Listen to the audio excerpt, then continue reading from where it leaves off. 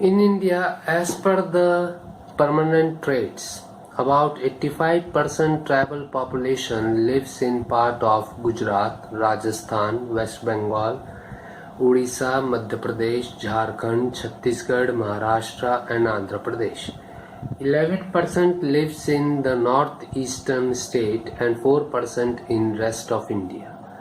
Share of tribal population is the highest in northeastern states. It is 30% in Assam, about 60% combined in Arunachal Pradesh, Meghalaya,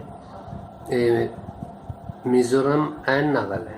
In other words, their concentration is up to 95% of total tribal population in these northeastern states.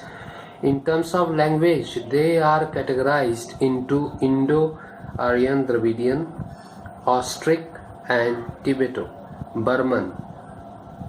1% tribes speak Indo-Aryan while 3% Dravidian language.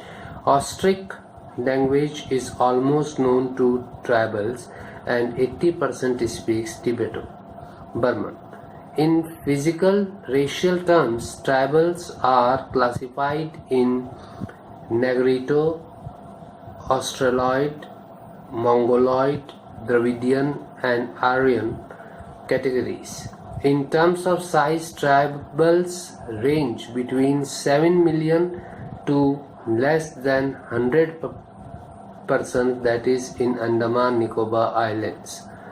Biggest tribes are of Gonds, Bhils, Santhals, Orons, Minas, Bodos and Mundas, each at least 1 million people. As per census of 2001, their share in total population of India is 85 million persons or 8.2%. As per acquired traits, classification is based on mode of livelihood and extent of absorption into Hindu society through sensitization. They are fishermen, food gatherers, hunting, shifting cultivators, peasants and plantation and industrial workers on the basis of livelihood. On the basis of assimilation into Hindu society, tribals are incorporated in Hindu society according to their attitudes and mainly financial in nature. It rests on the desire of tribal people. Those who see tribe as a part of continuum argued that tribes were not fundamentally different from caste peasant society, but just less stratified and a more community based rather than individual based ownership of resources. Opponents to this stated that tribes were totally different because they have no notion of purity and pollution. There is no reason to believe that tribes are out of contact with the rest of the world or have always been the oppressed section of society because of the following reasons. Number 1. Gaunt kingdoms of central India, such of that of Gad, Madhya or Chanda. Number 2. Many of the Rajput kingdoms of central and western India emerged through the process of stratification amongst tribal communities themselves. Number 3. Adivasis often exercise dominance over the plains people through their capacity to raid them and through their services as local militia. They also occupied a special trade niche, a trading forest produce salts and elephants. There are evidences that sustained tribes are primitive communities which are: number 1. They have no written rules, canons or religion. Number 2. They are neither Hindus nor peasants. Number 3. they have not the state or political form of the normal kind. They have no state or political form of the normal kind. Number 4, they are engaged in primary activities like fishing, food gathering, hunting, shifting, agriculture, etc. Number 5, they have no notion of purity and pollution, which is central to the caste system. Number 6, they live in inaccessible forests and rugged mountainous regions. In India, the main problem that the tribal communities had to face were the following.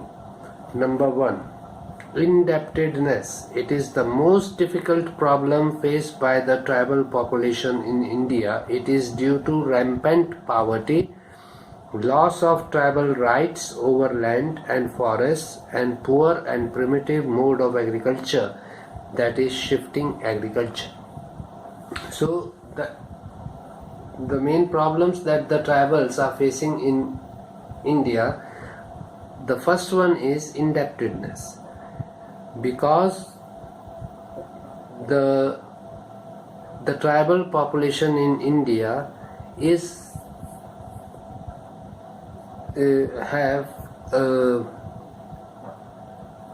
have no rights over the land and forests, and they have poor primitive mode of agriculture, that is shifting agriculture. Therefore they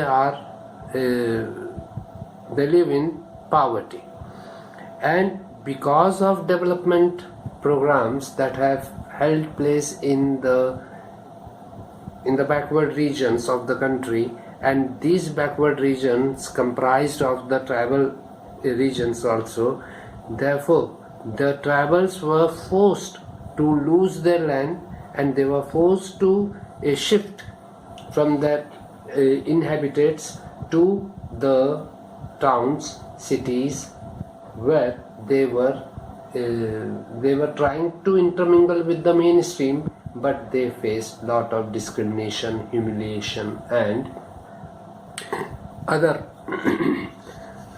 problems. The second cause is land alienation. Agriculture is the primary occupation of the tribals.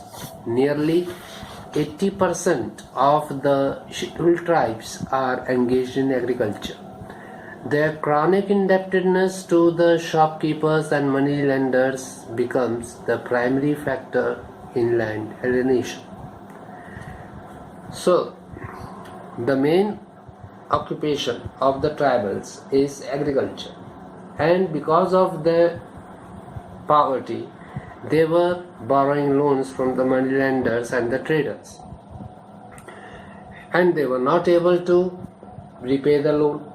Therefore they were alienated from their land holdings, means their land holdings were forcefully taken away from them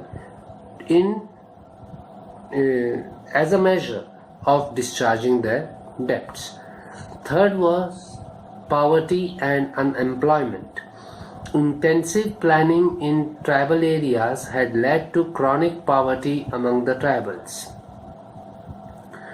In 1883-84, the percentage of persons below the poverty line among the tribal people was 58.4% in rural areas, while 39.9% among the urban population.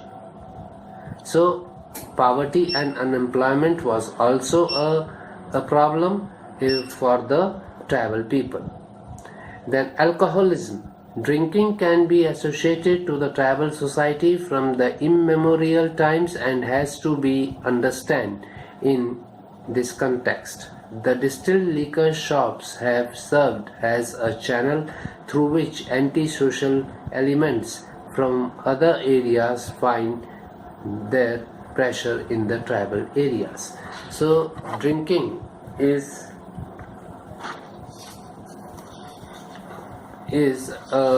an act that has been found in the tribal societies from very, very past tense, and because of the distilled liquor shops have served as a channel through which antisocial elements from other areas started finding their safety places in the tribal areas. Then other problems the tribals face: illiteracy, housing, communication, interaction with mainstream, urbanization, migration, and depopulation problems.